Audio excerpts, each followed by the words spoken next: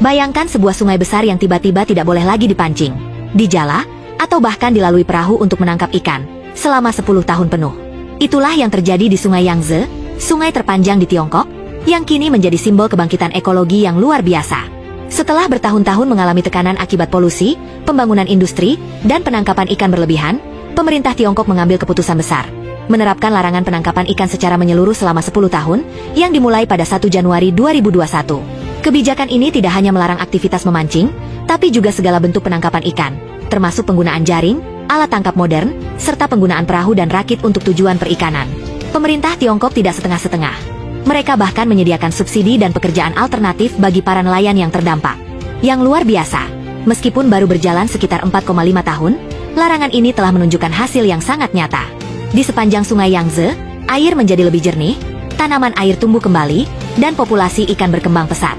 Di kawasan Taman Lahan Basah Sungai Yangtze di Wuhu, Provinsi Anhui, rumput air tumbuh subur dan ikan-ikan kembali terlihat gemuk. Ini adalah tanda awal dari ekosistem yang membaik secara signifikan. Salah satu penerima manfaat terbesar dari pemulihan ini adalah lumba-lumba tanpa sirip, baiji, spesies langka yang pernah dinyatakan nyaris punah.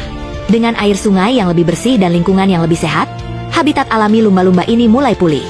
Mereka kini kembali terlihat berenang bebas di Sungai Yangtze, sebuah pemandangan yang sudah lama hilang dan kini kembali menghiasi sungai. Larangan penangkapan ikan bukan satu-satunya langkah besar. Pemerintah juga meluncurkan proyek pelepasan massal benih ikan dan organisme akuatik sebagai bagian dari strategi restorasi jangka panjang. Di Sichuan, lebih dari 10 juta organisme air telah dilepaskan ke sungai, termasuk sturgeon Tiongkok, ikan yanziu, dan spesies lokal lainnya yang bernilai ekologis maupun ekonomis.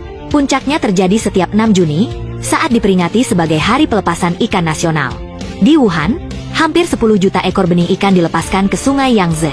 Program ini menggabungkan pelepasan, spesies langka, dan spesies bernilai ekonomi, untuk mendorong Sungai Yangtze melompat dari tahap pemulihan kelangsungan hidup, menuju pembangunan kembali kemakmuran. Yang membuat ini semakin penting adalah komitmen nyata dari pemerintah Tiongkok. Mereka tidak hanya membuat kebijakan, tapi juga menggelontorkan dana besar untuk restorasi lahan basah, pengawasan ketat terhadap pelanggaran, dan kerjasama dengan lembaga ilmiah. Semua ini dilakukan demi satu tujuan, memulihkan dan melestarikan ekosistem Sungai Yangtze secara menyeluruh. Transformasi Sungai Yangtze membuktikan bahwa dengan komitmen jangka panjang, tindakan yang terukur, dan dukungan publik, alam bisa pulih dari kerusakan parah. Sungai ini bukan hanya sedang sembuh, ia sedang membangun kembali masa depan. Untuk keanekaragaman hayati, untuk manusia, dan untuk generasi yang akan datang. Jika sebuah negara sebesar Tiongkok saja bisa berhenti menangkap ikan demi memulihkan sungai, pertanyaannya, beranikah kita melakukan hal serupa untuk sungai-sungai kita sendiri?